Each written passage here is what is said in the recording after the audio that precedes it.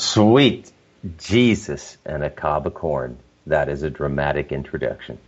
I'm Bruce MacDonald, joined by Monty Dean, and we're sitting in for John Wayne tonight at his request. And we're going to do the very best we can on the unequivocal truth. Monty, had you ever heard that intro in its entirety like that with headphones on before?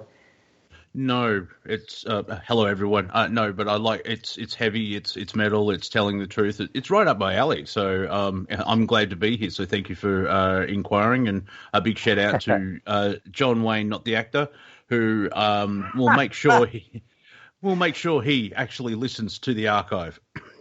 Yeah. So that's I don't know. That's a very dramatic introduction. Very what would I say here to include Australia? Very romper stomper is what it is. Romper stomper. Yeah, a positive romper stomper, not the actual romper stomper. Yeah. That's a Russell Crowe reference for you. Cultural he's from New Zealand. We don't like him anymore.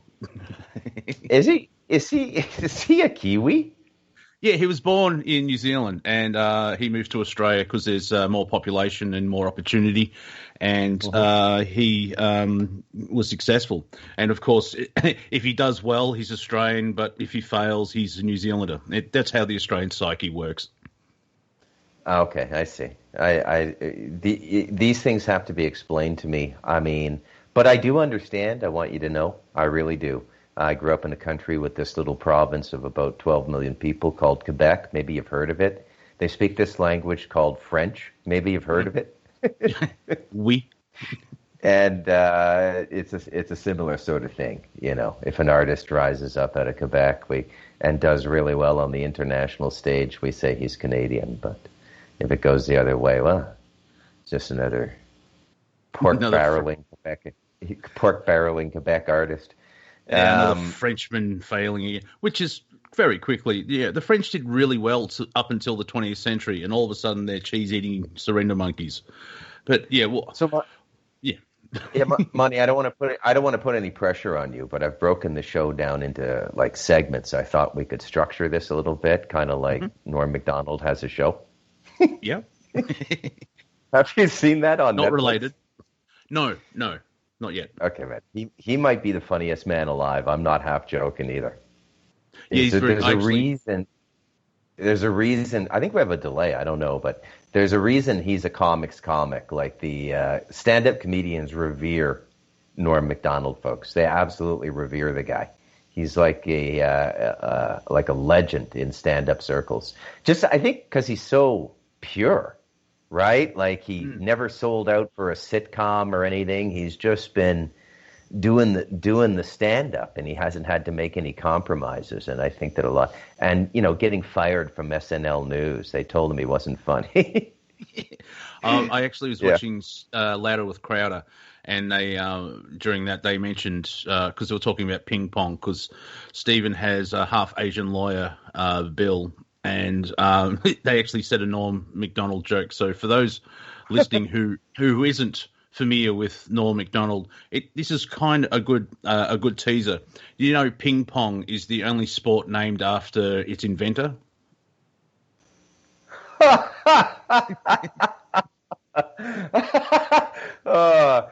They take about a half second to get too, right? They're very cerebral. Yeah, and and also he has a certain way of delivering stuff because it's pure Norm Macdonald. Why don't you queue up 2 minutes of Norm Macdonald, and I'll entertain the guests while you do that. What do you think? I'll try because okay, don't worry about it then. That's not very enthusiastic at all. No, well, I get it. No. You don't want either comic on the show. I get it. It's territorial. Well, also, yes, and people have to listen to this show, and they can listen to him afterwards, because I went to sleep last night, as one does, like 3 a.m. in the morning, because my sleeping patterns are totally out of whack. Hello, Mr. Rowe in chat. All hail the Rowe Nation. I was going to type that, but it's easier to speak. And I had one of those. You wake up in a dreams. Where, look, everything, I've won the lottery, everything, look, blah, blah, blah. And then, you woke up, it's a dream. Then you realize I'm still dreaming, aren't I? Then I woke up to this where it's kind of half nightmare, half dream, because there was that massive march in DC for Trump, and of course the mainstream liars. I nearly said media, but they're lying because I'm sure we'll get into this in the structure that you have. We can go anywhere and still zero in on what John would be talking about, and apparently the Trump supporters said, "Oh, they're a cult." Yeah, because they're waving American flags and want freedom. How cultish! And there's been violence there, and it's not from. I hate the labels. It's not from the right, but it's from the left, because you just keep seeing BLM and Antifa beating up people. Like it's not fighting; it's actual sucker punching and everything else like that. And apparently, this is the party of unity. So this is where we're at. Yeah. Especially like the article you sent me. It's like, this is just the cyber angle of it, where. What is it? 69 days till hopefully by the 20th of January next year there will be some type of calm, or because this station we lean towards the old President Trump. However, I can accept if Biden gets in, because it's just going to pop off and get royal. Like already, we're going to turn back to everything Trump has done. So you're going to rip up the peace treaties in the Middle East and start bombing again. Good-o. Yeah. You know what I mean? But yeah, we want unity. And it's like, well, what do you mean, unity of a fist with my face? It's just like domestic violence, where they've been kicking the crap out. You've been punched in the face every day by the Democrats, and then they get let off on an infraction. It's like, oh, everything's fine, darling. It's like, yeah, okay. You know what I mean? That's how it sort of feels. Yeah, I agree. I don't think this will go on too much longer. No, I wouldn't worry about it that much. I think everything is well in hand.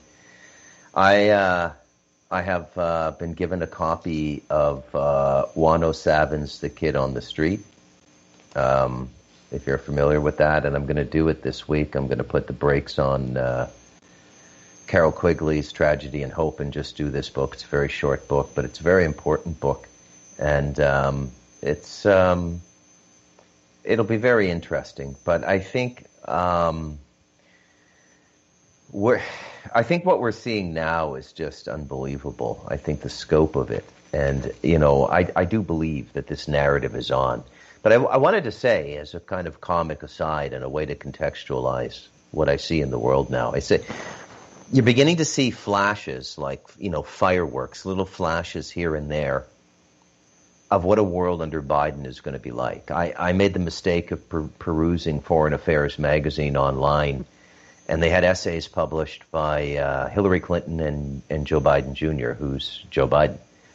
And the entire tone of the articles is a post-Trump reparation to foreign policy, and the threats that have been opened up as a result of the 4-year Trump presidency. And I mean, my God, man, they're just going to wrap the present up again like it was never opened and put it back on the shelf. Yep. It's unbelievable. And the disparity between going into that reality and staying on Trump for another 4 years, it's so great. In my head, I can barely contain the two, Monty. It's like the Biden world is like a nightmare I fall back into in between a 10-minute snooze setting on the alarm on my cell phone. And then the snooze waking me up is, oh, Christ, yeah, I'm in reality. Trump is still president. It's unbelievable, like how dark, like they can turn it on. It's like Montgomery Burns blocking out the sun. Like you just get the slightest hint of what they're going to bring forward. The public list of Trump supporters who will never work in a university or a public institution or any corporation of repute again. You've been like, oh my God, it's unbelievable, like how passive aggressive these people are. Yeah, and this is coming from a Canadian, ladies and gentlemen. So he knows his stuff. From the spiritual, I don't use woo-woo anymore because that's been weaponized. But from the spiritual world, there's a couple of theories. We're seeing timelines split, And if you're familiar with the Dolores Cannon sort of prophecy that the worlds are splitting, you can kind of see it where, as you explain, you've got Biden's timeline and you have if Trump stays in timeline, and they're vastly different because like the Naomi Wolf, the famous author, actually tweeted out a couple of days ago, Biden's talking about lockdowns. If I knew that, I wouldn't have voted for him. Everyone's like, he said that repeatedly over the last 2 months. That's what he wants to do. He wants to put mask mandate, put in lockdowns. Yeah. He wants to get rid of all the tax cuts. So, prices are going to go back up again. They're probably going to go into Syria. Like, did you see the... Just say it. The destruction of the America is back on track. Trans-Pacific Partnership, Paris Climate Accord, all of those documents, folks, were written for a single purpose in mind, and that is to destroy the top 3 to 5 Western economies, the United States, Australia, Canada, Britain, and Germany, okay? And Germany is willfully going along with it as the... I'll play with one arm tied behind my back European example for affirmative action. It's basically, this is what it's come to. This is what for productive and competent societies to even have a voice in the world now, you have to cut off an arm and a leg and say, okay, it's a fair fight now. It's a fair fight. Meanwhile, everybody wants what we produce. All of this is really about the jealousy of what we produced. What they're going to end up doing is destroying the means of production. So we'll all be living in wood shacks again, shitting in a hole in the ground, and then nobody will be jealous of anybody anymore, and it'll be the great socialist utopia. Ergo, Monty, it's all in people's heads. Only the human animal can do this. Yeah, if you remember where Obama said we'll make everyone equal, everyone thought he meant we'll be making people go up. What they're doing is suppressing everybody to be basically living in a shanty town while 6 people. It's so Hunger Games. You don't have to read the books. It's worth seeing the movie once if you haven't seen the Hunger Games. Just see the first film. You don't have to watch all 5 of them. But if you look at how the world is created in the Hunger Games, where it is so Agenda 21 or Agenda 30, where and the story is 70 years after a rebellion, where all humanity is stuck in these little ghettos, and 90% of the country is open wildlife where the elites go play. And does that sound familiar? I'm saying this on this station. Does that sound familiar? Oh, of course it does. Yeah. What I do like about Germany, very quickly, is that the leadership is following lockstep, pun intended. However, the German people are going, at the moment, they remember the 1940s and the 1930s, and that's why. Did you see that demonstration against masks and lockdown about a month or 2 ago? There were millions of people, because the Germans do remember. They've gone through this before, and they're like, 9, we will not do this again. Well, you guys went through it first, but I think it's just because of the way the world spins. You went into your winter season. So what was the worst city hit? Was it Melbourne? Yeah, Melbourne, Victoria, because from the mainstream reality, which could be fake, but most likely is being manipulated, we had over 800 people die allegedly from COVID. The rest of the country had 80. And so Melbourne, Victoria was the epicenter, and we had the harshest lockdowns. For a while there, people in Pyongyang were freer than people in Melbourne. That's the level. But they put forward, it's like, it's to save people. It's, you're saving grandma. And then you have if you give me a moment, I did share this on social media. A famous singer that I can't remember because they're that famous. Where are we? No, that's the Metallica joke. This explains the political division in the United States perfectly. Erykah Badu, Erykaah. I can't remember. I don't know how to say her name. She's a professional, musician and blah blah blah. But she tests positive for COVID-19 in the left nostril, but but is negative in the right nostril. Yeah. Yeah, I read that story. I think you put that up on Facebook. Yeah. Yeah. Yeah, really kind of remarkable, kind of unbelievable. Did you see what Elon Musk actually put up as well? He had 4 tests in one day, and he was 50% positive and 50% negative as well. Wow. Unbelievable. Mm-hmm. Unbelievable. It's hard to get a handle on that guy. Sometimes he does stuff I like, and sometimes he just does stuff. It's just like, dude, what planet are you from? Yeah, and there's elements of like, are you a Bond villain? I don't know. Yeah. He's got the bank account to be a Bond villain, but then sometimes he's got a moment of clarity. It's like, he said, AI it could be dangerous, and then a week later, we've got intranet or whatever it is, where I'm going to jam a chip into your head. I'm like, well, are we flipping timelines and Elon Musk is the marker? Yeah. Excellent question. We got all this weird science in the background, with CERN releasing articles saying that they hope to open a door to a parallel universe. This is about 3 weeks ago. It's just mind-boggling, right? Just I'm a massive sci-fi fan. I've seen so many movies. I would think let's err on the side of caution here. Have you seen, I haven't seen, obviously it wouldn't sell, but I haven't really seen a good movie or TV show where a portal opens. Maybe Stargate or SG-1. There's kind of positivity here, but they only, because you need the drama, so you get all the negative effects. But, CERN, doesn't that have a nuclear explosion at the front of its... No, it's got Shiva, the god Shiva the Destroyer, in their courtyard. I'm like, really? Aren't you scientists? Why do you have that? What? Well, I think it's part of the reason for the success we're having with Stardust Ranch. John Edmonds and I. That book has been selling okay for a year. And it's just such a big theme now in the human imagination, the door to the other universe opening.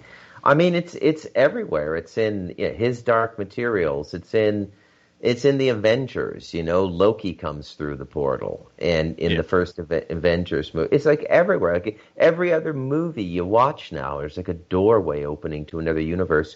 And then they go from the fiction to the nonfiction. You've got Stephen Greer saying the exact same thing, that your consciousness itself is a portal if trained properly. And, so it seems to be a very, very big idea around us right now. And I think it's a big thing for people to come to terms with. I think it's important that people come to terms with this, that we're living in a reality that is not as we publicly define it. And the reality as it exists seems to be breaking through to various percentages and portions and populations all around the world. Like you and I and people who listen to Revolution Radio and things like that. And it just seems to be breaking up against, this impenetrable seaside wall, this levee that was built that we call the institutional thinking. Now, and this is all good and natural, right? Like, consciousness evolving, and especially as it pertains to some of the cosmological or astronomical reasons that it's doing so, like our position in the Milky Way galaxy and all of that stuff. If you subscribe to that stuff, Monty, and I certainly do, then this is all right and natural. But what's and it would be a completely natural passage if we were still living in grass huts. But it's when we've built up so much, and it's all like these demonic, satanic systems. The base of the satanic power in the world now is in the institutions. It's in the systems. This is where they've incarnated systems. This is where the summoning the demons is taking place. It's taking place in the corporations. It's taking place in the large public institutions, and most recently, it's taking place in the enfant terrible of the New World Order, which is the dreaded private-public partnership, where a private company comes in and says, hey, Canada, you're not making proper use of that freshwater resource you have. Why don't you enter into a privatization contract with us, and we'll broker your water around the world? Well, like every country in the world, Canada is in massive debt right now because of the principal system meant to break us, which is the monetary system. So we sell our water to the transnational corporation that is in the private-public partnership, Monty. Mm-hmm. And, it's just going to be a world without any human rights and any accountability, because what they're doing is they're inverting the private-public principle, right? Private property is your home and my home, and public property is a public building.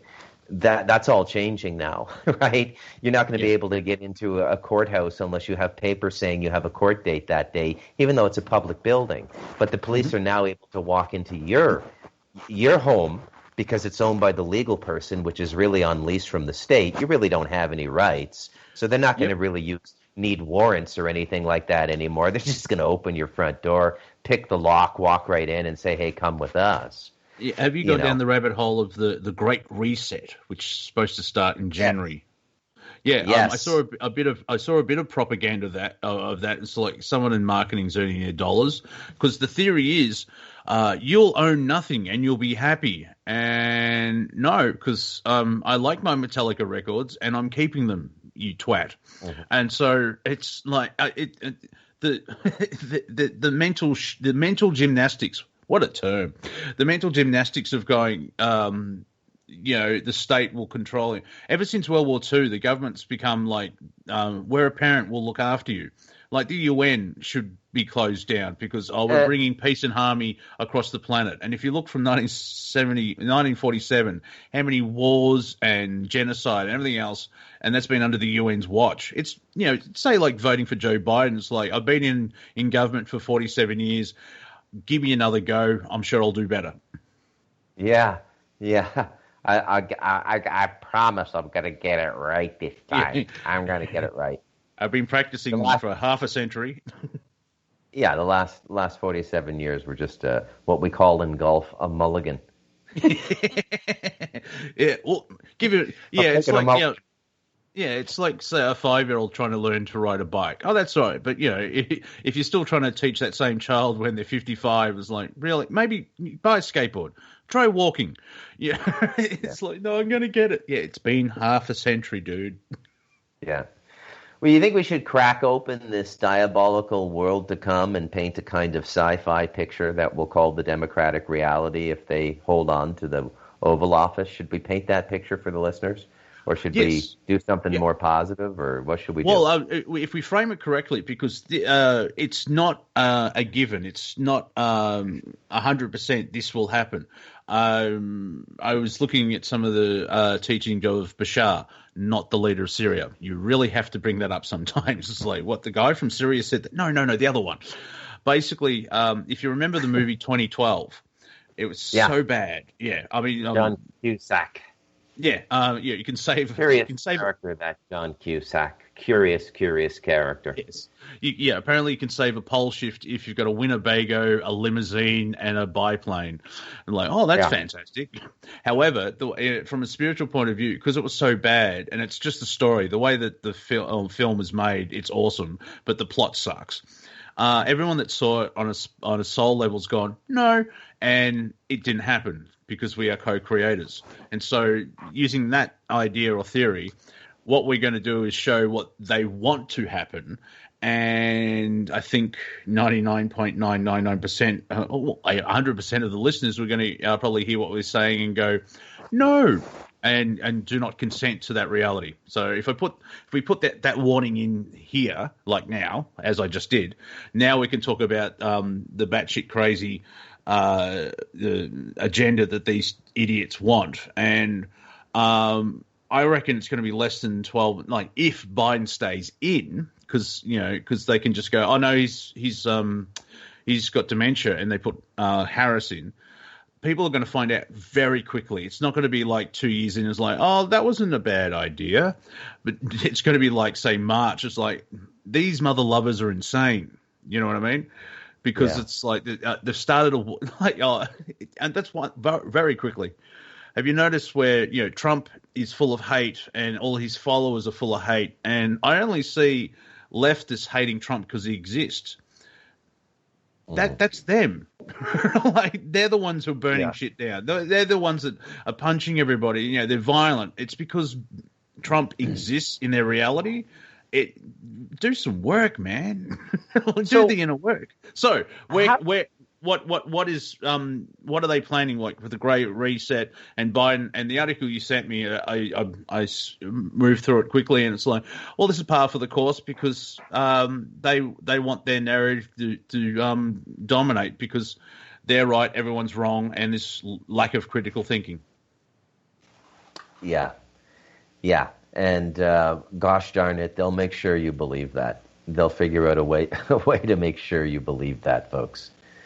And the article that Monty and I were going to do tonight, we'll just briefly mention it. It's another wonderful piece by Whitney Webb on a website called, a blog spot called unlimitedhangout.com. And U.S., UK intel agencies declare cyber war on independent media. And in a nutshell, the story is about an American company that has received a contract through, I guess it would be MI5 and the FBI or CIA to wage an AI campaign on social media to challenge what they consider to be disinformation. I believe we're seeing it already. Like if you're on Facebook, even on President Trump's Facebook account itself, because I follow it, when he posts a missive about the election, there's the AI warning at the, this is contested material. I don't think they quite realize how badly that's backfiring on them, Monty. Oh yeah. Like I know to the left it's a big victory. Oh, look at that. We're humiliating the orange man. He can't even say what he we shut him down. He's a monster. He's a fascist. Meanwhile, I suspect 80% of the population that actually voted for Trump are sitting back and going, well, wait a minute. Why does this creepy private company that was, featured in the hit movie, the Oscar-winning movie, The Social Media, telling us what's real? I think the deep state is getting maybe this is what Trump and his team have been engineering. I don't know. But it seems to me, Monty, like they're getting very close to that fabled moment from Fables where the emperor has no clothes and they don't see themselves. I guess maybe this is one of the affectations of manipulating people's perception all the time through public relations and manipulation and lying, that when you hit in the timeline a kind of predetermined moment of truth, you don't know where you are. And that seems to be happening to these people now. Like the atmosphere we're living in, the climate we're living in seems to be turning on them. Do you agree with that? Yes, because, I've done jokes about, bear with me, ladies and gentlemen. Donald Trump sucks. He sucks at being a racist. He sucks at being a dictator. He sucks at being hateful. Because, the whole thing about, as you were saying, they're going, look, Trump's being censored. He's a dictator. If you look up the word dictator, he wouldn't be censored. He would have killed everybody that censored him. You know what I mean? How can he be a dictator when the mainstream media is cutting off his press conferences and tweets are being blocked? That's the worst dictator in the world, especially he's a racist. He's a Nazi because he supports Israel and half his family's Jewish. Think, people. Yeah. Oh, it's unbelievable. It's like the whole world has become a Seinfeld episode. It's so ironic. This is what I mean by this inversion principle, right? Where everything just gets inverted. Now, the literal meaning of what the left is trying to do, or the expressed meaning of what they're trying to do, is being interpreted as the literal and diametric opposite. And they don't see it. And it's like this huge blind spot, right? They don't see the irony themselves, like what you just said. How could he be a dictator, right? The evidence is right in front of you, right? So I think it was a landslide for Trump. I think that he just stomped the shit out of that. But we'll see how this is managed, and I think this is what we call the crucible moment. Or the climax is what we would call it in drama, of your play or your drama or your movie or your story. is this election. And then, this is where all the dramatic tensions are resolved. And then afterwards, the rest of your story is consequence to action, right? Like paying your consequences. This is what the epilogue is usually about.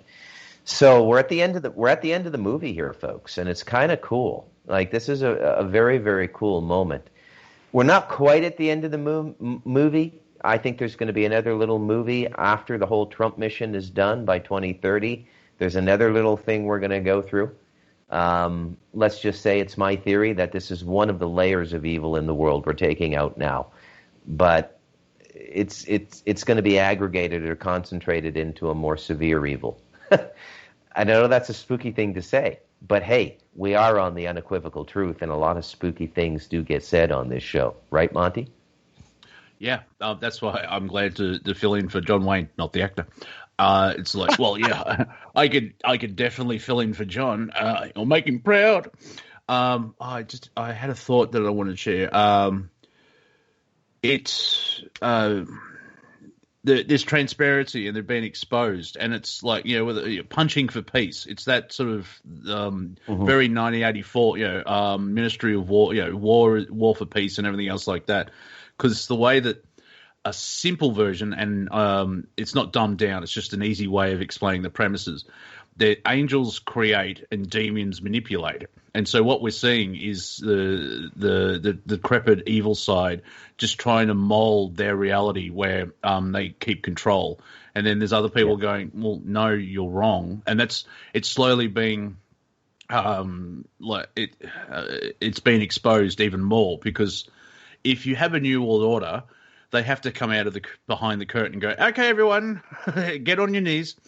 It's like, there's got to be that massive jump, and they're doing that whole push. And it's just stupid. So being a comedian, if you put the anger to one side and you use that energy just on an energetic level instead of just being pure angry, the stupidity that's coming out from, give me a sec, cough button, yay.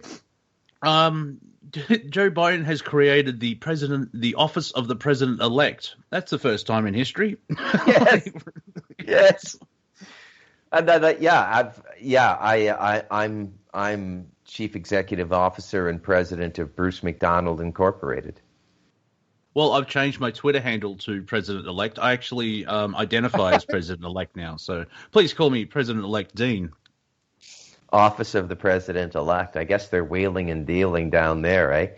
But look, at a certain point, you have to think very, very critically and express your critical thinking. And we got to walk through this whole circumstance and assess its credulity. But that's hard to do these days because people are so warped in their perception.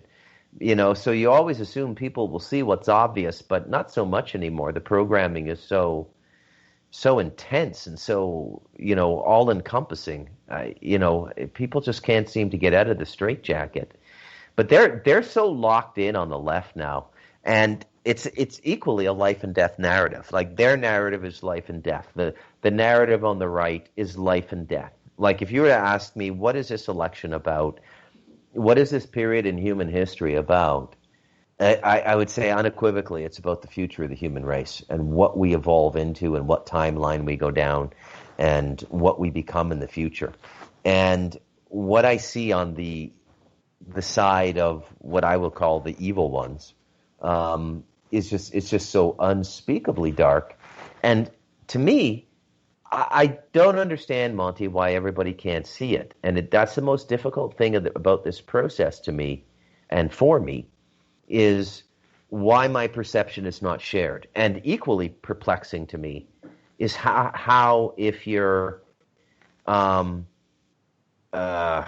Rosie O'Donnell or Bette Midler, you could come to the exact opposite conclusion, that it's the end of the world as we know it if Trump gets a second term. He will destroy this country, will never be the same again, and the whole human... And this is the rhetoric we're getting. Like, if you take the time to read those essays on foreign affairs, folks, and I recommend you do read.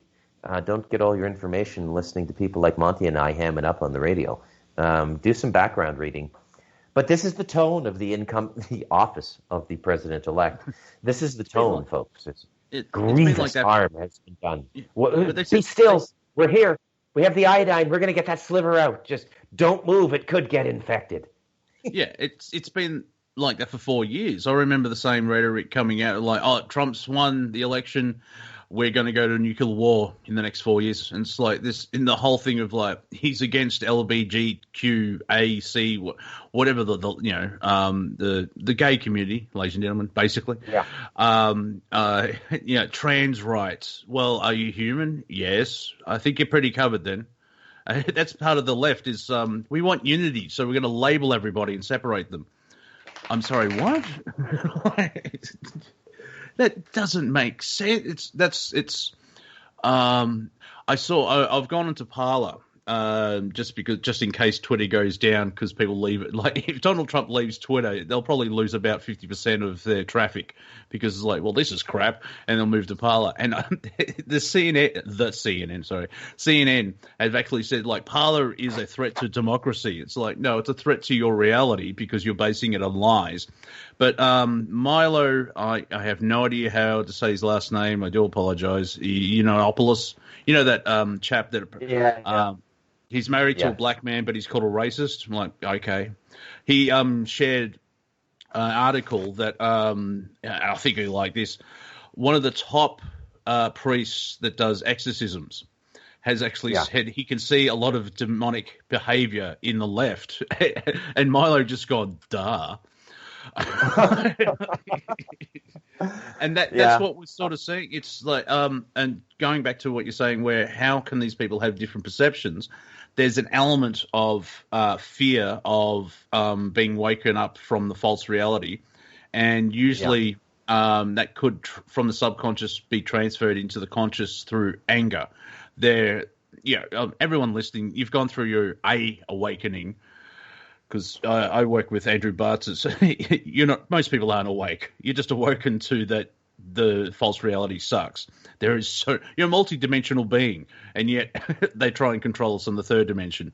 It's like, you haven't really awoken.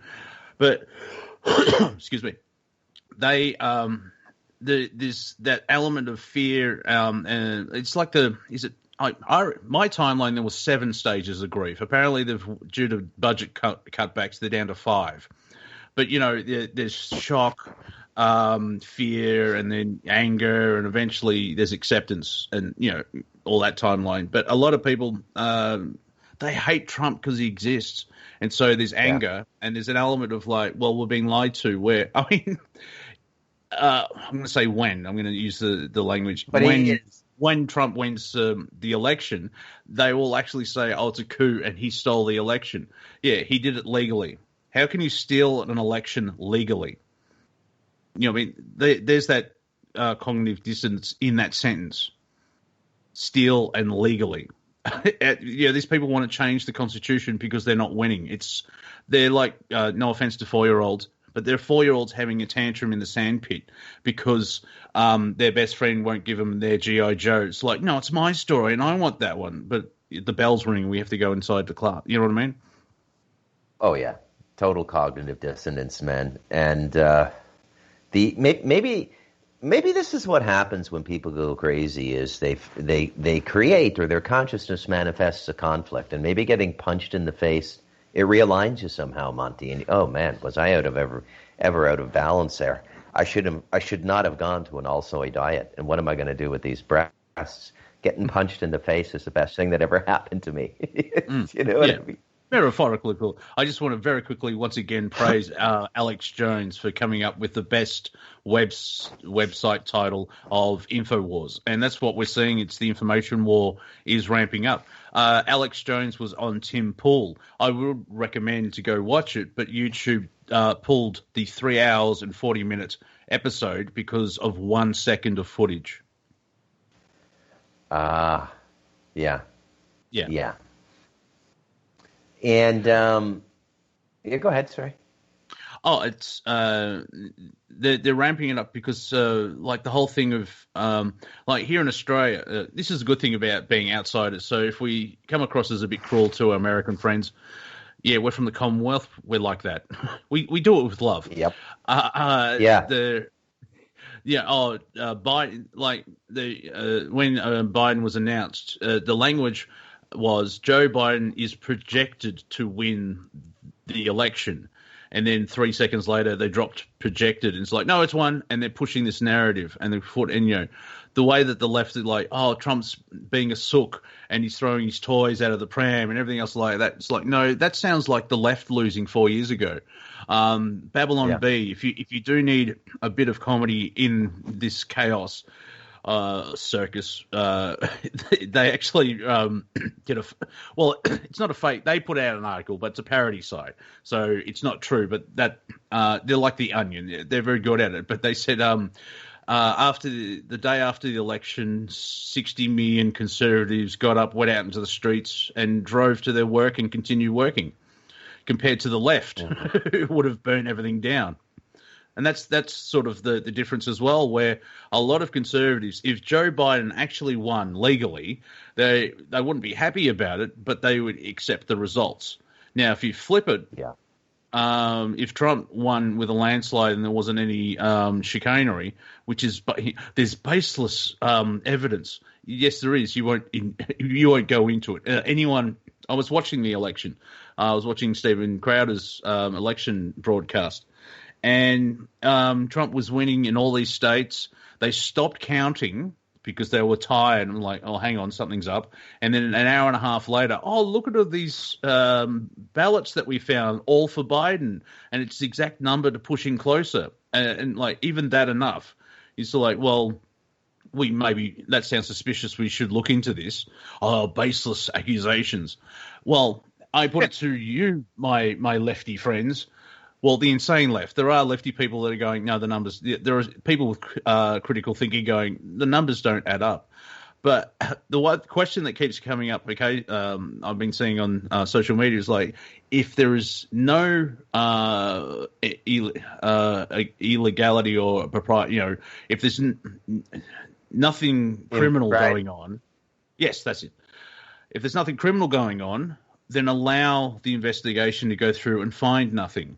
And that's sort of a red flag. It's like, well, if you want it fair and square, why do you want to stop the investigation? They'll find nothing. Yeah. You got to love that, man. It's but I see this as the ending of a story now. Like, I'm not even like worried about this anymore. It's done. I think that this is all like in hand, so to speak. That the narrative is well in hand. And the only thing, Monty, is, look, I want to make sure that we get, a real disclosure, or at least as much as they believe the public can handle, which should be more than enough for us to satisfy our relatives and friends and say, look, we told you this was going on, and, how could you be so opaque not as to, one, not see it, and two, not feel it, I guess, see it or feel it. But that should be forthcoming. I mean, it should be forthcoming in 2021. And I think it's going to be pretty overwhelming. Like, I think even the most diehard liberal or Democrat in the United States is going to look at the material and go, wow. Well, sorry to interject there. Just the actions of the Biden administration. Like, in less than 3 months, it's like, this is not what we voted for. President-elect Biden? Yes, that's the one, yeah. Not Hunter. Oh, Hunter's special. Would you like to hear very quickly, because I did a show with Andrew Bartzis, the Galactic Historian, on Thursday, your time. The energies that... you just said the day, no actual time, like Thursday, your time, like you're in another, like on the other side of a black hole or something. Thursday, your time. Thursday it's noon, your time. Thursday. Yeah, well, it is Sunday afternoon here. Hello from the future. But he put forward, usually gets me on for a chat for about 10, 20 minutes just to bring some levity to the show, because he has call-in shows and people are going through intense healing and everything else like that. So to try and bring everyone's spirits back up, because if it's deep intense, it's like, oh, let's bring the clown on. Hello, everyone. We went for an hour. But he was explaining that the global narrative, it looks like what they're going to do is the election night was like the cliffhanger of season 2, and the writers suck, and that's why there was like a fizzle and like, oh, nothing happened. And so in a certain timeline, there's season 3. What they want to do is they'll skip to season 4 in January or March. And they'll sort of have, when you have that the recap at the start of a season 3 will be just a recap. So it'll be interesting to see how they do that, because they went too far, because they could drag out this whole election stuff for another year because of oh God. Yeah, but I don't think that the global narrative. The farmers of the energy farm, they want to sort of nip it in the bud and go down and continue on, because if you think about it from the perspective of the planet is a farm. This is not denigrating to anybody.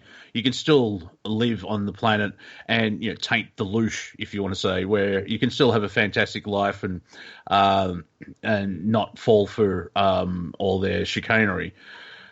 They have Biden cheat, and Trump actually goes, no, stop that, that's wrong. And you have all this energy. Like, did you see all of the celebrations where they thought that Hitler, it was the end of World War II again? Hitler's been defeated. And like, you people are idiots. And so you would have Trump actually become the president in about a month, and the energy and hatred from the insane left would just peak. And yeah, I mean, you're on a farm. You know how you need to yield from your stock, and like how much energy you get just from everyone. Trump wins, and half the country loses their collective mind because they can't deal with their reality. And so, and then of course, the media will spin it as Trump stole the election, even though it was through legal means. So that's just after that rant, just stay in the now and watch, because like I can see if it goes to Biden. It won't end in thermal or nuclear war, because from a political point of view, even though the whole system is corrupt, Republicans have gained everywhere, the House, Congress and the Senate. And yet, so if Biden gets in, he'll have a massive uphill battle to try and do anything because of the Republicans blocking most of his stuff, because it's like, no, you're insane. That is if Biden stays as president. I don't know a lot about those numbers. What happened there?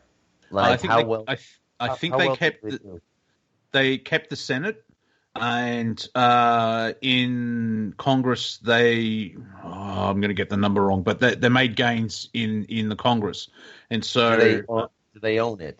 Do they own the Congress?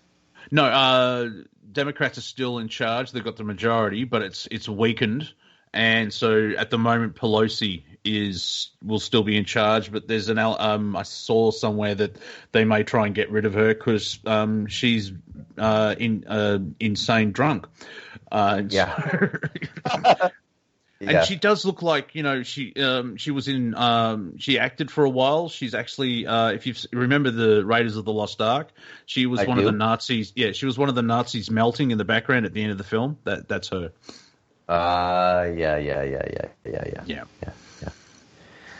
Well, yeah. So tell us a little bit about Australia now. Like, how long the Uber, the sort of like super lockdown, super max is done. They found the kitchen knife and you're allowed in the range for your meals now, right? Like, what's going on there? Well, there's an element of post-traumatic stress disorder, where after, I think, not consecutively, there was, I think, maybe 4 or 5 weeks of lesser lockdown. But Victoria, especially Melbourne, we've been in lockdown for 200 days this year, nearly 2/3 of the year. It wasn't all in one go. There was a breather in the middle. And I think people they're happy to leave the house and spend money. and start doing things, and they're in a way accepting the COVID normal. We still have to wear masks, even though we're, I think, 14 or 15 days of double donuts. It's like, comedians should not go into journalism, which just means there's no cases, no deaths. That's where you get the double donuts thing. Right. But we may be wearing masks until February or March next year. And like, well, why? And there's that split narrative where the Premier Andrews is doing the best job he's had, and I stand with Dan. And then you have the flip side of like he's a Chinese operative and he should be in jail for crimes against humanity. So that's sort of the division here. We still have lockdown protests going on, anti-lockdown protests. Well, yeah, well, that doesn't make sense. It should be a lockdown protest. What happened to that pregnant woman they hauled out of her home for a Facebook post? No, that just disappeared. They probably just, in a way, kicked the can down. Where I don't know if she's actually gone to court for anything else like that. There, the conspiracy world. What a wonderful place to visit. Don't live here. It's just a nice place to visit, but don't live here. That's totally fake. That was it's like, well, okay, even if it's fake, it worked against them, because even on a tourism dollar, how many people saw that and gone, I'm not going there? You know what I mean? It's there's too many people diving in, and everything's fake. It's like, not really, because if everything's fake, maybe saying that statement is fake. You need to create a reality that is based on logic and facts. Mm-hmm. But you can't believe that everything, the people dive into Q and QAnon, and now there's a massive backlash and stuff like that. Because I've been doing this for a while. I can't stand people who keep saying dates. On the 21st of December this year, there'll be a solar flash, and we're all going to 5D. That's like the 18th time that's the 18th time I've heard this. Oh man. Are we not in the most extraordinary age of narrative right now? Yeah. Like what people are saying, and what's really going on. Hey, one of us should probably say something about generating funds at the station. We should do a bump here before 30 seconds. I nominate you, Monty. You are listening to Revolution Radio. This is what's the show called again? Because he's changed. Defcon 1 or the Unequivocal Truth. Defcon 1. Yeah, Jeff Wayne, his brother, the clone. Yeah, John Wayne, not the actor. Yeah. If you enjoyed the last hour, please go to freedomslips.com and or revolution.radio and donate what you can. We're 100% listener supported, so thank you for all your help. By helping us pay the bill, stay online, we can continue sharing this information until they come for us, which they won't, because there's that element of martyrdom. If, like Alex Jones has been saying for years, that big tech are trying to censor people, so big tech censors him. Like, well done, you people are idiots. And now he's bigger. He's on bannedvideo.com or whatever it is, and he's getting more traction because they've just the big tech proved what he said about them, and it's part of the waking up. I think when people say now, "Oh, we're waking up," it's corruption to the system, and that's mainly what it is. And you're seeing with the left, where like one of the leaders of BLM said, like, we need to talk to Biden because we need something for our votes. And apparently his administration should go Black Lives Matter centric all the way through. I think just by their actions, people wake up, because I saw it in the debates. Biden would flip flop in a paragraph. No, we don't. Lockdowns are bad, and I won't have a lockdown. And then 2 sentences later, we'll be locking down the country for COVID. And it's like, how many people thought Biden won the debates? It's like, well, which Biden? The one that he said, you ain't black. Anyway, do we have a break? I think or does have they got rid? Are we talking over it? Is the server still connected? Yeah, the service connect, but there's no white circle around it because I can see. Yeah. JW don't get no break. Well, I mean, if he's ranting and he's on a roll, you don't want to. I've seen a photo of him. You don't want to interrupt him. he's a big softy bear to get him cranky. Yeah. He's got those dead eyes, right? Like no distinction between iris and pupil. Like a mole. Yeah. He'll kill you in the heart. He's a gentle giant, and you don't want to wake him up. So like in how the Japanese did in Pearl Harbor types thing. We have woken a sleeping giant. Yeah, and then you find out that the president allowed it to happen so they could get into the war. War's a racket, people. And that's the other thing that the Biden administration is like. We'll roll back all the achievements of Trump and we'll interact with the Middle East, which basically is code of we'll carpet bomb most of it. That's the one thing about Trump. He never started a war. I mean, he probably continued on. Did you see that there was an article, I think it was on RT, the main guy that was in charge of Syria, he lied to the president about getting troops out. Yeah. And like this is, and the false narrative that the media puts forward is that Trump evil bad man, and so some people probably think that analyst or general is a hero because he got one over from Trump. And this is the level of reality is where they're disrespecting the office of the presidency. Yeah. And I don't think, again, carrying on this emperor has no clothes theme, I don't think they've quite digested the damage they've done to the collective psyche through the disrespect they've demonstrated for the office over the last 4 years. Mm-hmm. I don't think they factored in how that is going to swing back and bite them in the ass. Well, yeah, why should we respect Joe Biden? Because he's the president. Well, that's the other thing we call for unity. You've been attacking everyone for 4 years. And it's that cognitive dissonance where for 4 years the Russians meddled with the election process. And this one, oh no, the elections are fine. Nothing happened. Look the other way. Yeah, absolutely. Well, I need a break, so maybe I'll just play some music here or something, and we'll take it from there, buddy. What do you think? Yep, I have to go to the smallest room in the house and have relief. So yeah, I'm with you. Okay, so we'll be back in a few minutes, folks. We got some music coming on for you here. Actually, we'll take it from there. What don't you like there, ladies and gentlemen? Let Down by Radiohead from the 1997 album OK Computer. And that's my dog doing his thing there on the front porch. I don't know what's got him barking, but that's his job. It's to bark at stuff, right? I live in the middle of nowhere. He can see a tree. No. Usually a couple senses have to key in before they start barking. It's like smell, sound, motion. It's quite something, right? Like I've been out on the front patio at like 2 a.m, just smoking a cigar, and you hear a sound over on the other side of the church. And I live in the rainforest, man. I mean, it could be anything, right? And boom, he just darts off into the darkness and comes back 10 minutes later.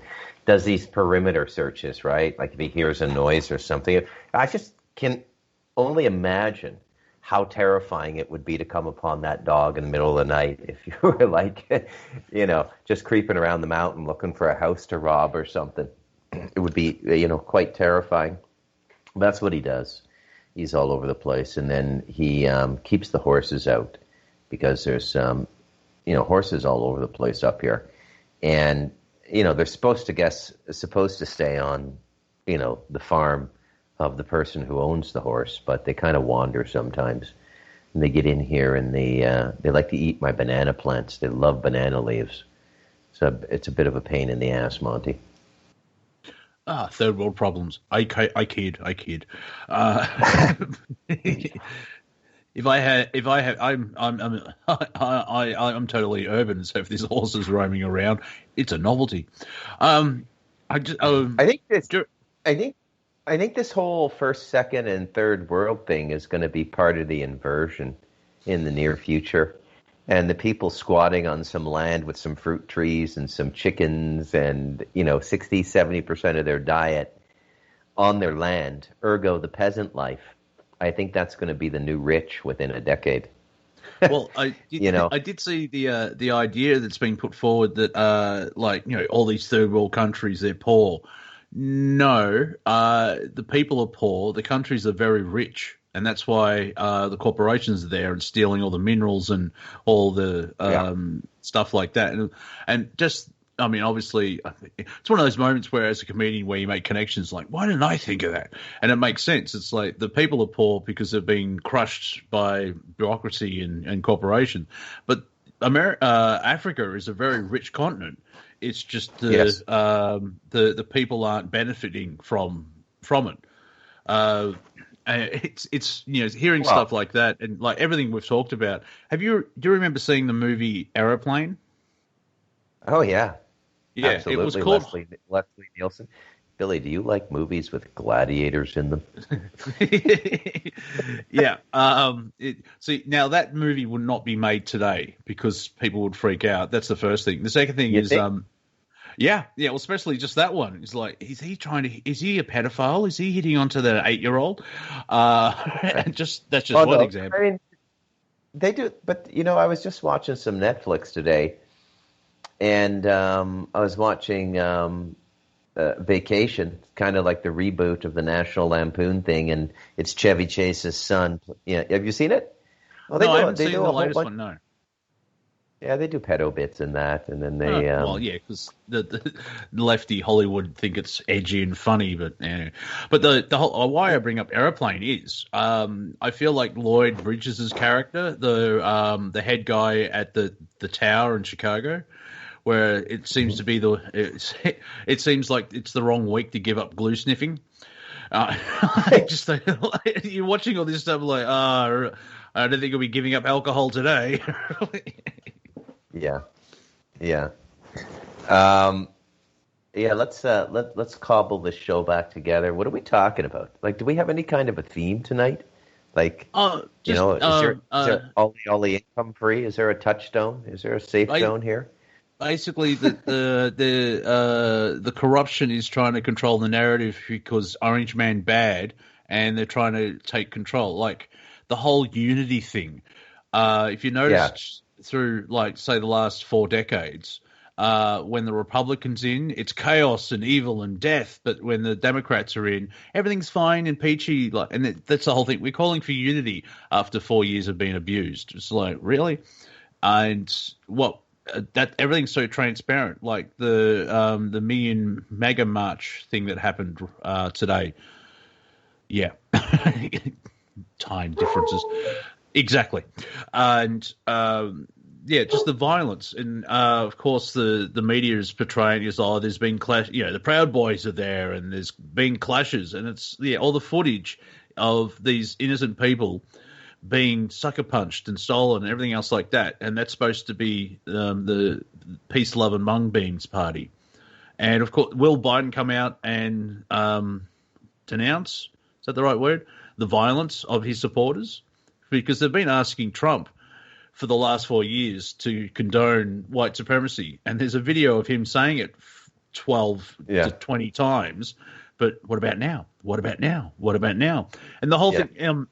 And one massive clue of something's up is Biden is still pushing that Trump is a racist because he said there is fine people on both sides. And then you see the actual footage, which is taken out of context. If you look at the footage, 10 seconds before he says that, he denounced. Now, I'm not talking. I can't do a Trump impression. It's been 4 years. You think I should? Okay, no, I just can't do it. He says, I'm not talking about the white supremacists and the Nazis. They should be condoned. But there were people on both sides. he was praising the sane people, where people wanted to get rid of the statue, and there was people that wanted to keep the statue, and they're just your average Americans.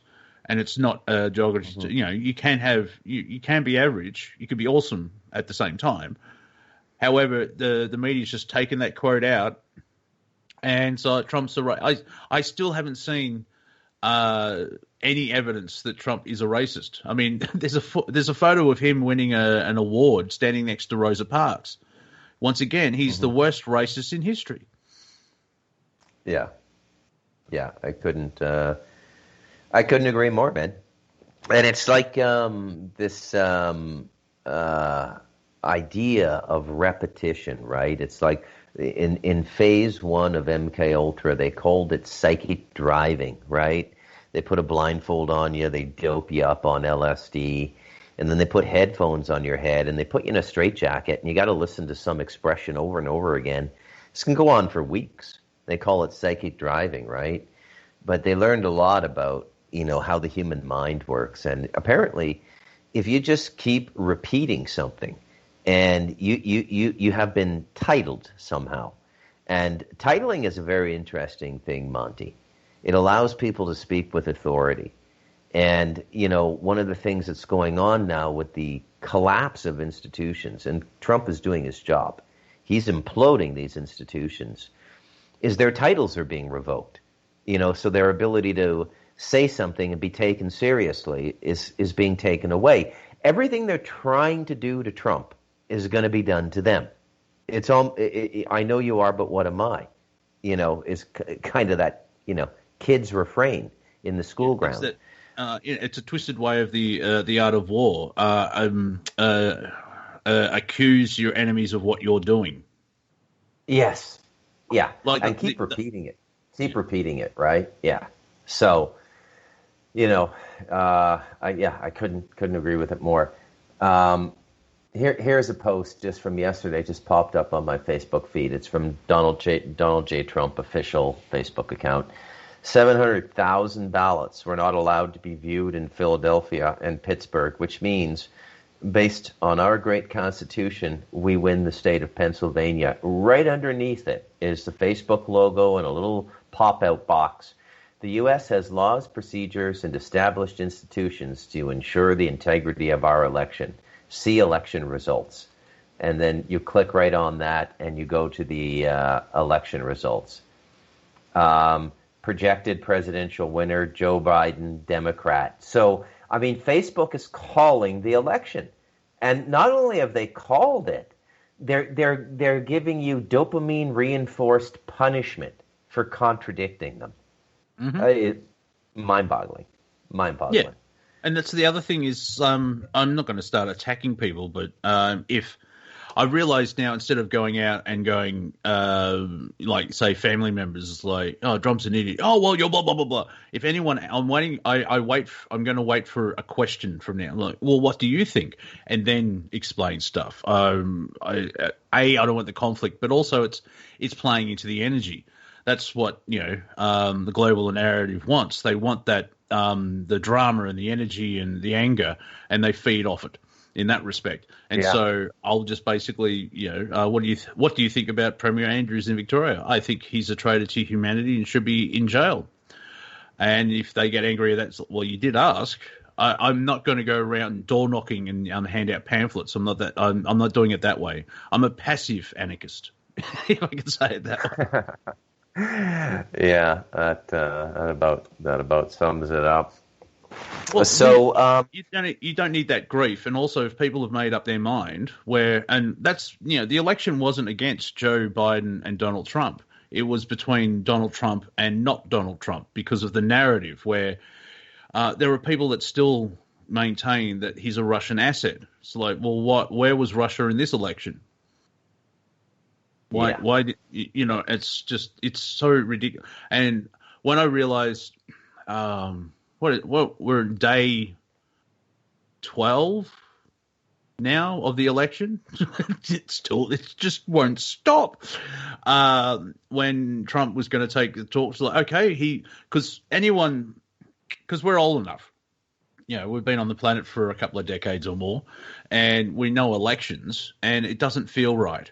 Like, I would see the projected map, and no, that seems to be wrong, because it did look like Trump was winning by land. Now, press conference that I actually aired on Planet Collingwood Wednesdays at 2 a.m. If you want to be awake at that.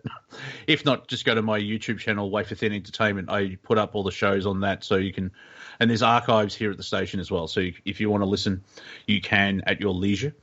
President Trump. I've got to remember to show the respect to the office. Unfortunately, he said, "Oh, we won."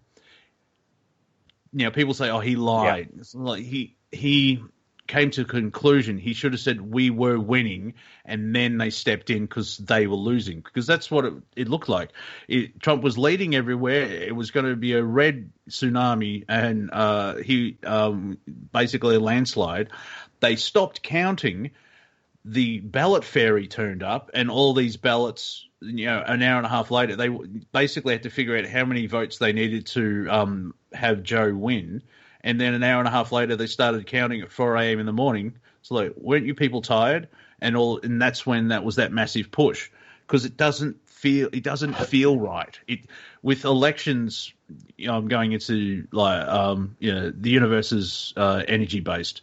You could see a theme, and there's rigging basically, because if you watch, all elections, it's a tight race and it's flip-flopping and we don't know, or one's winning and one's losing badly. This one was I go into A and B. I try and take the personalities out, because people are if you say Trump, they've made a decision in their brain and, oh, we hate that guy. But if you look at the election, because it's not really about Donald Trump, it's really about the electoral process in the United States, which is basically, as Razorfist said, the YouTuber, that was the non-lethal weapon that conservatives or the right had left, is, well, we'll vote and we'll put a stop to this. But they've fiddled with the outcome. And if you take away the integrity of the elections, what does America, because it's a constitutional republic that uses democracy. People say it's a democracy. It's like, not really. It was a republic with a constitution. And so you have that integrity and trust gone from the elections. America really, it's just another banana republic, pardon my French, shithole. Yeah.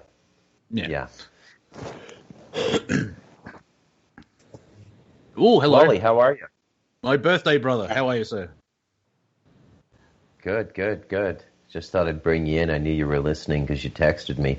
I wonder if you had anything for us that would relate specifically to Michigan.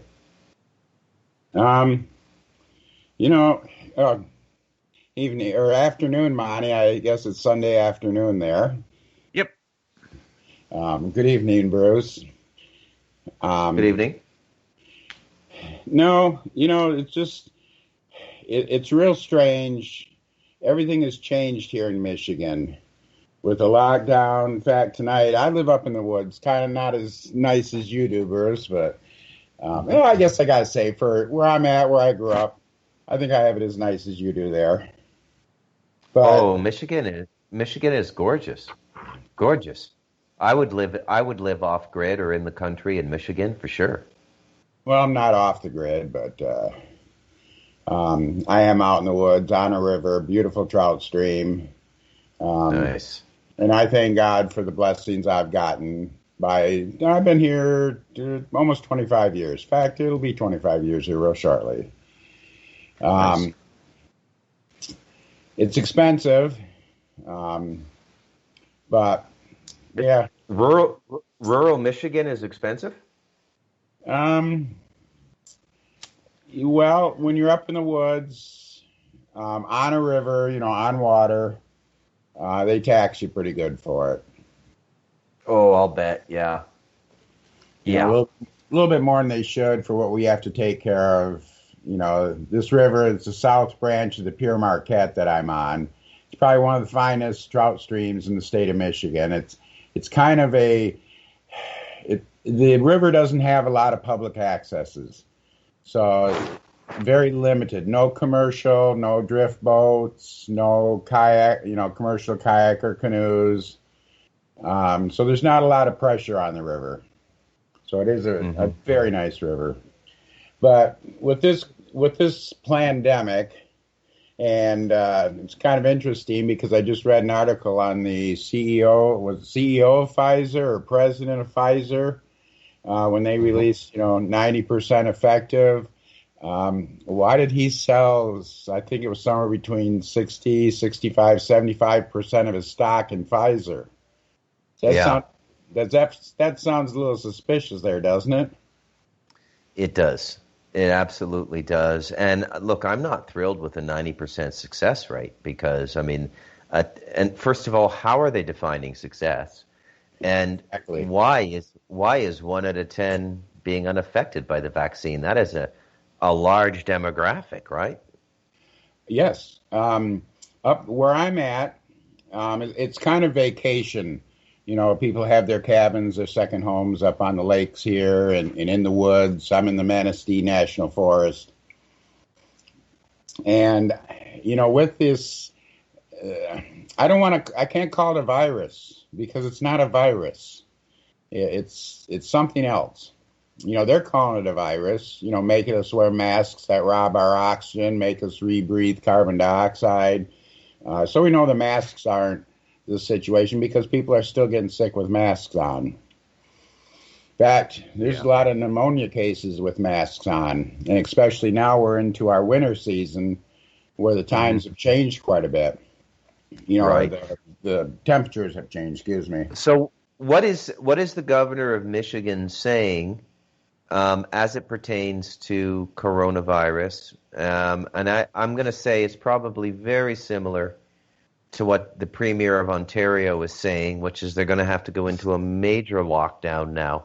Major lockdown. Like, Monty went through it first, right? Because Australia went through its winter first. So Canada's going into winter now, and so is Michigan. So this is, I think, part of the whole prevention narrative, right? Is that there's less sun and, there's a higher probability of contracting the virus in the cold weather, I guess, is what they're trying to say. But so Ontario's getting ready for a big lockdown. What about Michigan? Well, I really think Whitler, excuse me, Whitmer, she is our governor. We have to respect the office, but God, it's the wrong person in there. She's trying to push restaurants and bars. They're requiring, if you sit in the restaurant, they're requiring the establishment to take your name and phone number. For what reason? I have no idea other than, that would be, sorry to interrupt, been there, done that. It's contact tracing. So if someone turns up that has COVID, they can actually go through the records and ring everyone saying you were at the same place at the same time. So the premise that they're putting forward, it's for contact tracing to try and rein in the pandemic. Now, that's the mainstream media, but it also can be used like the secret police type thing.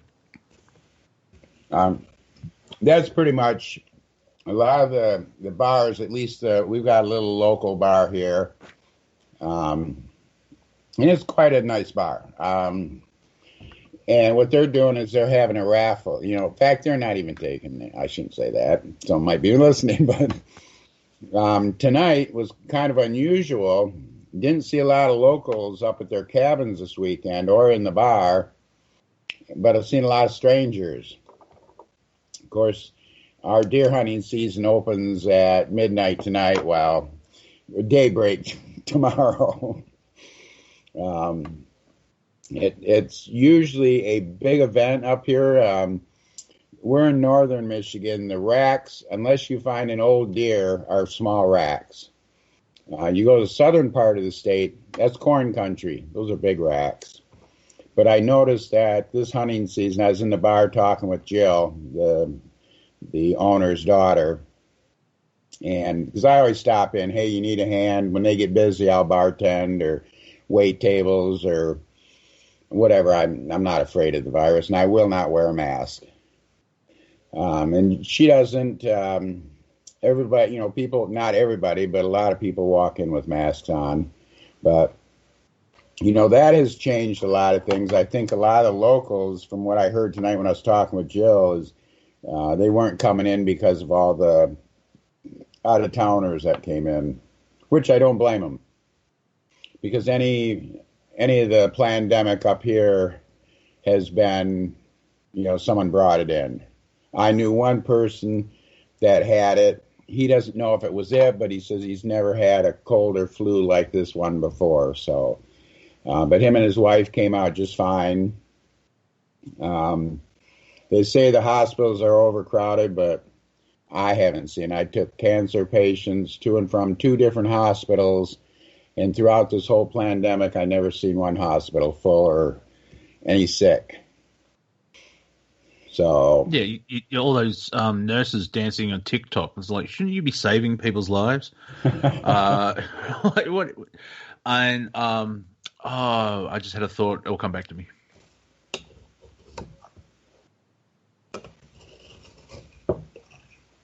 Well, you think? Oh, go ahead. I've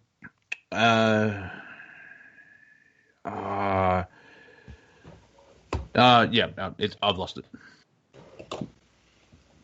Well, take a couple more minutes. The other thing is last week, about the middle of the week, sometime around Wednesday, I was having real hard time breathing.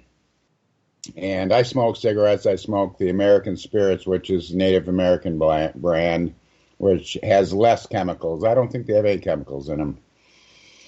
And I didn't even smoke maybe about 4 cigarettes. They sprayed something or they let something go. I've had 4 people say something that there was something that happened, whether we got dumped with a spray or something. One buddy of mine went to the hospital yesterday morning, early in the morning. He was just afraid of pneumonia, and they ran the swab up his nose, very painful. Not understanding why they run the swab, because if we could, they say we could catch it by the water droplets or a sneeze. That tells me they could do a test with just your saliva. But he said that was very painful. He said the doctor kind of said, hey, this is a bad flu. We don't know what it is, but we're not getting a lot of deaths, anything than we normally would. But he kind of led it to believe that this thing is a control issue and not a health issue. So, but don't know. I come from a medical family. You can't catch a virus. You can catch a bacteria that could turn into a virus. But you can't catch one unless you're close DNA. So, being a medical responder, we've not responded to any, dispatch will tell us, PPEs, but really have not had any. Of course, we've had no heart attacks or strokes. That's kind of unusual. Since I remember my thought. Thank you, because there was an article on RT saying that scientists are baffled that influenza has disappeared this year. Yeah. That actually is that it sounds like that's the other part about reality, Bruce, is you don't know what's parody or satire anymore, because that's funny. No, he means it. What? Like, just half the stuff that is being pumped out. It's especially like, say, on Twitter or something like that. The temptation of writing, is this a parody account, is getting greater and greater, because you can see that something's happening, basically, where the narrative is like, have you noticed it's always about cases and not about deaths? And people blame Trump for 200,000 deaths. It's his fault. Like, no, there's a separation between federal and state governors. Like, how can you blame Trump on New York, where Como is Satan, basically? How many deaths happened last year? like this is one way of exposing the medical system, because we're doing lockdowns because we don't want the hospitals to be overrun. Because why? The health system sucks. Is that what you're saying? Because you haven't prepared for this. How many? I think there's probably 83 deaths different from last year than this year. I could be wrong with the number, but the deaths are roughly the same, and they're just blaming everything on COVID. Now that's the thing as well, where a bit of fiddling of the numbers. Did you die from COVID or did you die with COVID? That's the $1 million question. Yeah, because a lot of people have they figured out they've had the COVID or the strain of this flu in September before it was made sort of public. October is when it kicked off in Wuhan. The narrative of it all, and there's a lot of people where they were really sick. And I mean, there's joking like, I need the government to tell me I have to go get tested to find out if I'm sick. And that's the only way people find out they have COVID, is because they're being tested. And they always go with the amount of cases. There are people dying, but it's all about immune system. Has anyone in the mainstream started talking about diet, vitamin C, having good supplements, getting exercise, and vitamin D and getting the sun? You've never seen any of that. Well, it's been a while. That's the other thing that's going on as well, because it's been a year on the planet using the news narrative. We're learning from. That's where people are waking up as well. It's like we're going to lockdown, because it worked so well everywhere else. And Victoria's been praised. It's like, well, yeah, okay, 800 people died because of a security problem at a quarantine hotel, which is the government's fault, but you're praising the government at the same time. Well done. Where is the heart attacks, the strokes, influenza, flu? Like, apparently only 62 people have died from the flu, and there's hundreds of thousands of COVID. Like, I wonder if someone's got something wrong here. And it slipped away again. You could see the corruption just in the medical system is basically what I'm getting at. And they have a fiduciary, doctors and nurses. Do they really?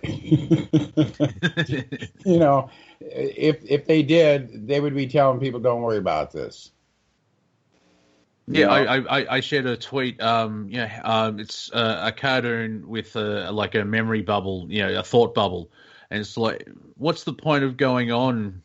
I mean, we've only got a 99.94 survival rate. And it's been sarcastic, but it's like, the flu actually kills more than what they're saying about COVID. And I did watch the Alex Jones, Tim Pool stuff. I can't remember the other chap's name. He was awesome. Michael someone, I think. And when you say COVID hoax or plandemic, there is a virus. It's less lethal than just the normal flu, but the response that the governments and the medical idiots, it is completely blown out of proportion, where the way I sort of see it is like, the theory of the globalists have released a bioweapon to do all this stuff, shut down the economy and depopulate. And I'm sure that was probably one of their plans, but the prime creator or God or source or flying spaghetti monster, whatever you want to call it, has just flicked the virus out early, going, bink, deal with it now, bitches. And that's what it's too early, and that's why they're all freaked out, because they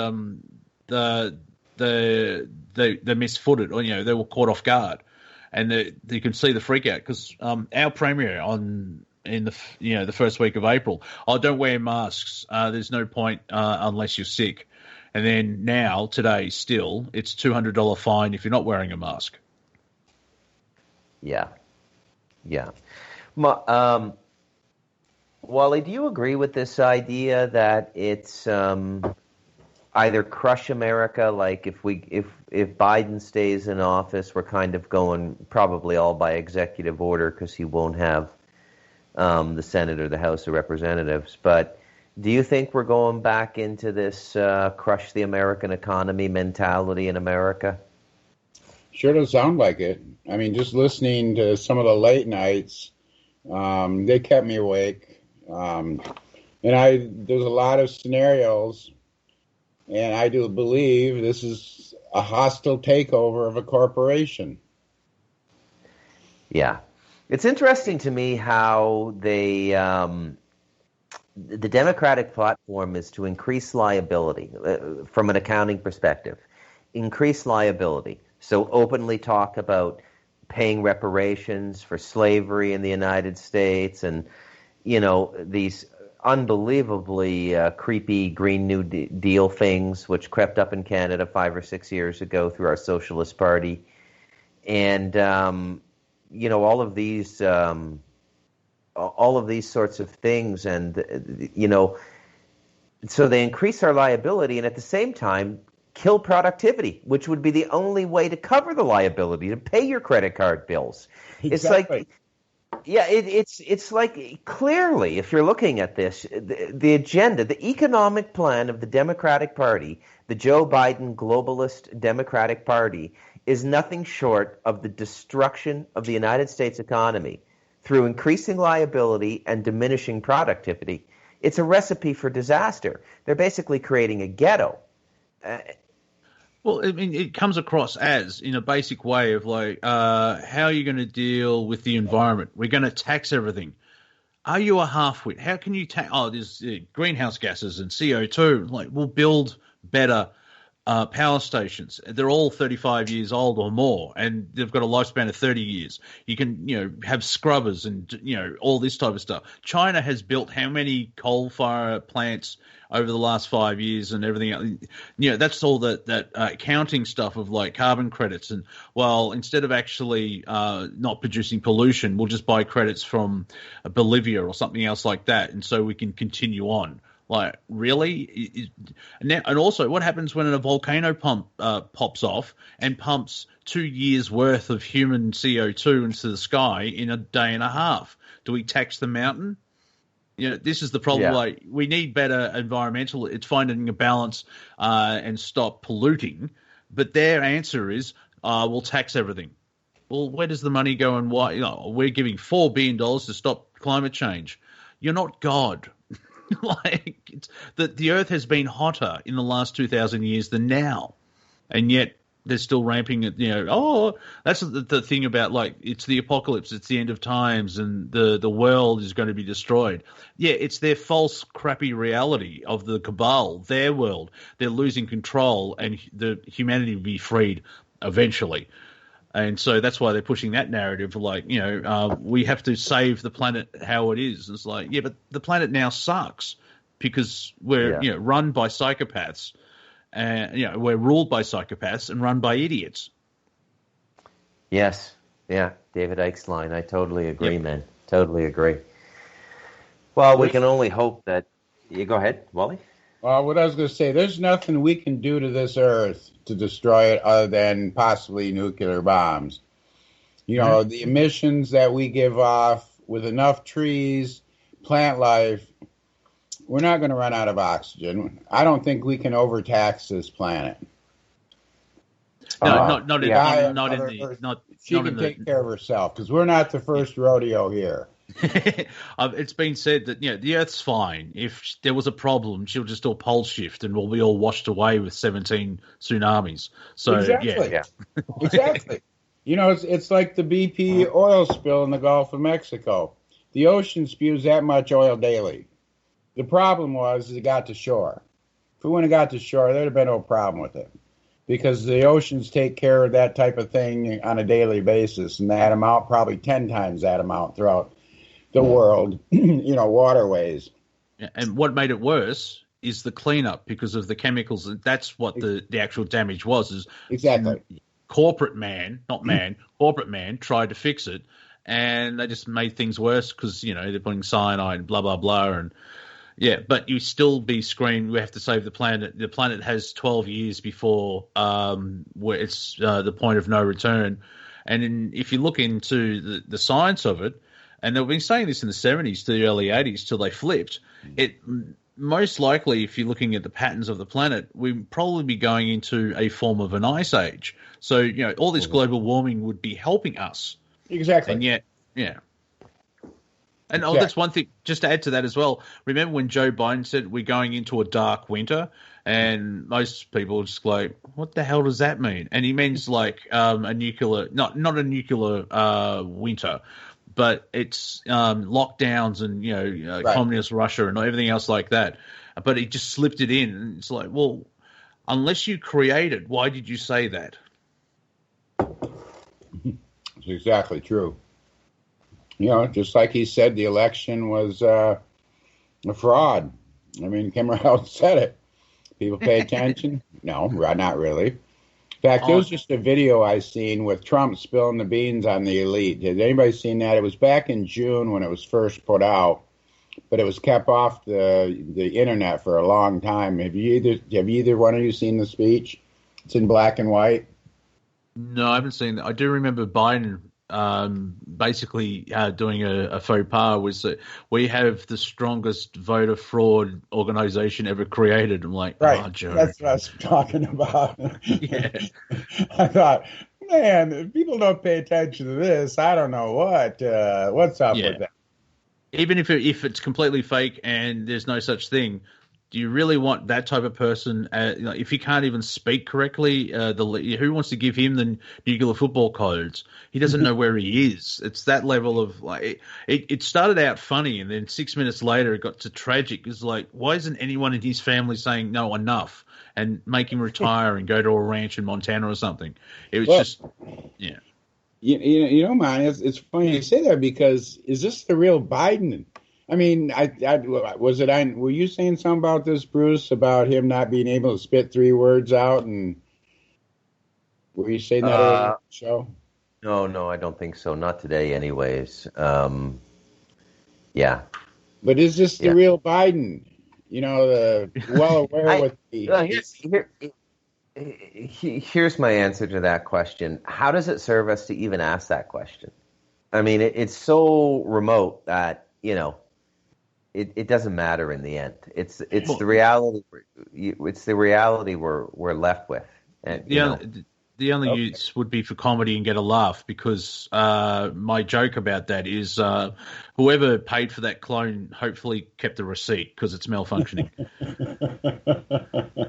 But I have seen, and I watch birthmarks, different like Trump's. He's great to watch because his lips are small. He's, you can see the way he talks. That's real difficult. But, I was looking at Joe Biden's ears way back, and they connect real deep. The Joe Biden we see today, now this may maybe come from facelifts, could have, but they connect right down the bottom of the lobe instead of back up a ways. Yeah. I think it could be facelifts, and he just looks like freaky because he's got black eyes, and when he smiles, and it's like, wow, is this like Exorcist 5? What's going on? It's just scary as. It is. And he's not the only one either. I mean, you look at, like Tom Hanks, something ain't right there with him. Is that, just watching people, watching their actions, listening to their voice, something's not right. To add to that, though, I've been watching movies from 10 years ago when they were slightly good. Good movies are older, but the movies now suck. A lot of people have aged badly in a decade. I don't know if it's the stress of reality or we're changing timelines, but there's also that where you look at a young whoever, and then you look at them now, it's like, oh, okay. Then you look at them just 10 years ago, and it's like, that's a completely different person. Is like, is that because of the radiation, cosmic stuff, and we're aging more like Obi-Wan Kenobi on Tatooine? What's going on? The lot of reading I've been doing on that adrenochrome, or chrome, whatever they call it, the blood they supposedly get from abused kids and things like that with the adrenaline in it. Reading a lot of articles on that, and that this adrenochrome could have been tainted. That could have what brought this, whatever this is going around in. But you look at Celine Dion. She was beautiful, beautiful. Look at her today. She looks like she's aged 100 years. Good one, Wally. I forgot all about her. It's like, oh my God, it's like her life essence has been stolen from her. Another one is like Sarah Jessica Parker, I see, is the same sort of thing. You wonder, I mean, you know, they just, what do they eat? Like a sliver of ginger daily? I mean, it's unbelievable. They look like a podling strapped to that chair in the Dark Crystal where the crystal's sucking out the life force. Yeah, they're turning into a Skeksis. It's kind of scary. On to add to that is Hollywood's basically shut down, and so there's hardly any red carpet, and so these attention seekers aren't getting the attention, and they're not getting that energy. And they're slowly withering away. And this is where I hand the talking stick to Bruce MacDonald, because I'm just going to say Madonna, and I'll let Bruce rant. Well, no, I mean, but you know, Madonna is Madonna, you know. I mean, but the latest thing that, like, apparently that was Madonna, and she's had a lot of work done, and she looks like an 8-year-old pale albino Chinese boy. Yeah, the Korean boy look by Madonna. Yeah. It's creepy what these people get. Can you imagine how self-obsessed you have to be to live that way, and how much you hate yourself? Like it's unbelievable, man. They can't even live in their own skin. Well, yeah, back at the start of the year, remember those heady days of February? I can't remember June, so apparently I was alive in February. I started up my podcast, and I'm retooling that so I can figure it out. But at the same time, Brie Larson, Will Smith, you know, all these supposed millionaires are starting a podcast. It's like, how am I supposed to A, why are they doing it? And B, how do I compete with that? And I'll still be here because I think they're all dropped off in popularity because people realized they're boring people, as well as Hollywood actors aren't built for smartphone cameras. Because like you look at them like, you're normal and hot, except for Gal Gadot. She's a very attractive young woman. Yeah, I guess so. Yeah, you mean Wonder Woman, right? Yes, that's the one. Wonder Woman. Okay. Yeah. Yeah, she's a hardcore Israeli firster. You know that, eh? Yeah, I mean, she's not perfect. I've noticed that a lot of people on the left are very attractive, but they've got mental issues, like deep, heavy mental. It's so disturbing where, like, apparently there's more attractive women on the conservatives, and they're mostly sane compared to the left, where I see, they're attractive, and then I look at their Instagram posts, and it's like, I've been in therapy for 13 years, and it's like, really? Get better? It's not a crutch. It's just... Yeah. It just freaks. It's just like, Orange Man bad, and like he said. I've had arguments when 4 years ago at the election where there was one person was screaming about Trump, and they thought I was a Trump supporter because I was pointing out that the Clintons were worse. He said things. Yeah, those things that he said allegedly is what the Clintons have been doing for decades. You're a Trump supporter. For the love of. Yeah, I couldn't agree more, man. Couldn't agree more. Well, we're in this sorry state, and look, as Charles Dickens once said, it's the best of times and it's the worst of times. Exactly. And, it's exact. I mean, it's amazing how he summed up everything there. Like I think he was writing about the 19th century too, but it's more relevant in the 21st century. It's a question. Here's a question for us all. What can people do now in the interim, like the short term? Let's try and end the show on a bit of positive of what can we do to survive the insanity? Well, I'm probably least qualified to answer that because I'm not living in the insanity. I can observe it, but I'm not in it, so I don't need to survive it. That's a good way. That's a good thing though, because obviously we all can't move to a mountain in Central America. There's not enough mountains. However, if you put the premise of like you've followed your passion, you listen to your heart, you're doing what you want, you're almost off grid, and you don't allow this stuff from an energetic point of view to take over your life. Even with the wonderful Wally here, he's doing similar, but in Michigan, and apart from the taxes, because government sucks, Wally, you're happy with your existence at this point in time? Oh, yeah. Yeah. Oh, definitely.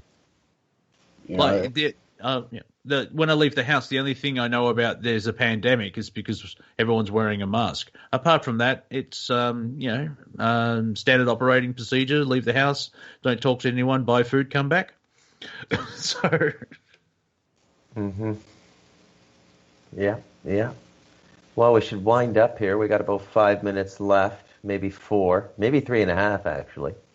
Jeez, time's moving fast. And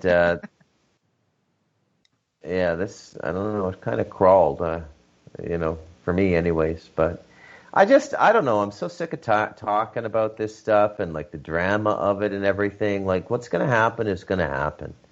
Exactly. And we just have it's been drawn. Yeah, I mean, it's been drawn out so much. It's getting ridiculous, right? I mean, just get on with it already. Yeah, I mean, we voted asteroid and Kanye got more votes, but we'll talk about that later. But the thing is, like, that's what I said. What can we do is energetically remove yourself from the narrative. You can be aware of it, and what will happen is supposed to happen, where will the courts show corruption, basically what we're seeing, because you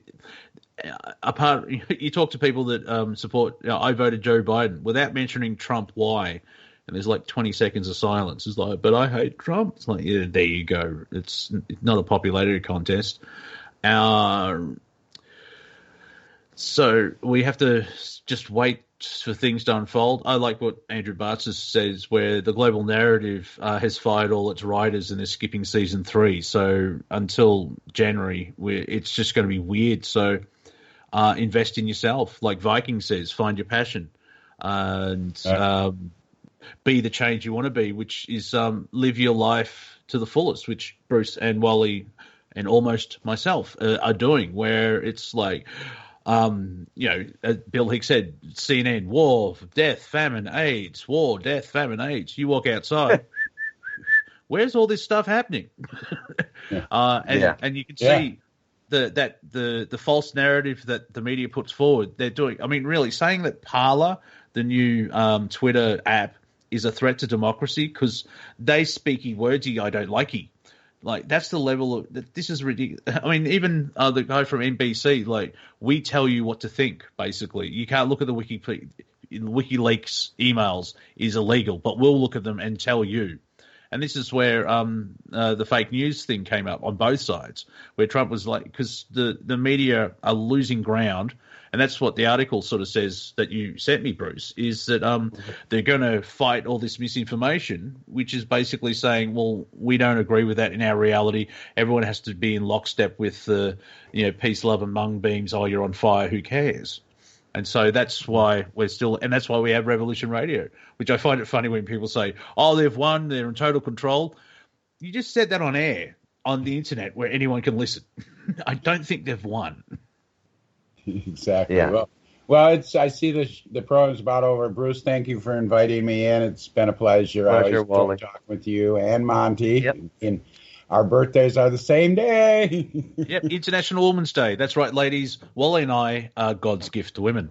No, I'm so lonely. So it's good to talk to you again, Wally. Everybody be safe. We're on Studio A here at Revolution Radio, folks. You can hit us up at freedomslips.com. Please hit the Patreon button and donate. We need you to keep doing what we do here. We hope you enjoy the entertainment and information and perspective that we bring to you. And you want to be a part of it by giving something back. We'll see you next time. This has been Bruce, Monty, and Wally for the Unequivocal Truth, Defcon 1.